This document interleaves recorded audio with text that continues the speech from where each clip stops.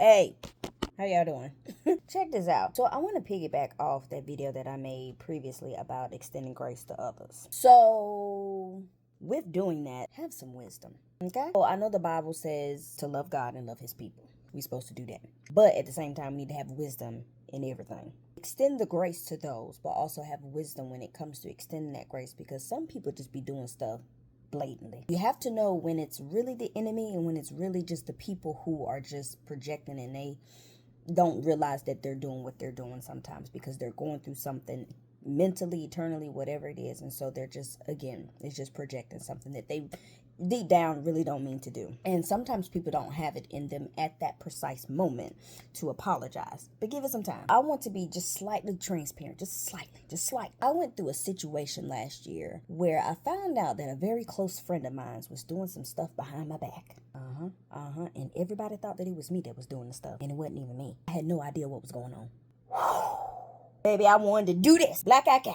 When I confronted the individual, I had all the evidence, because all the evidence was pointing back to that person. One thing about me, if I'm going to come to you, I'm going to come with receipts and evidence. So when I confronted that individual with the evidence, they kept lying to me. They kept saying, oh, it wasn't me. They was like, I know I joked about doing that, but I would never have done it.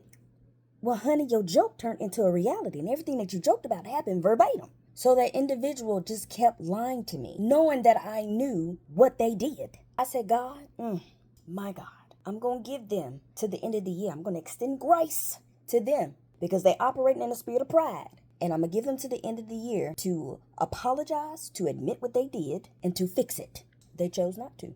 And to this day, they still have not. So when I say have wisdom, that's what I mean. Have wisdom. When you know that people are blatantly doing it and they don't want to admit it and they know that they did it, therefore, in that scenario, I'm not going to extend grace to you because you're walking in the spirit of pride. You're in error.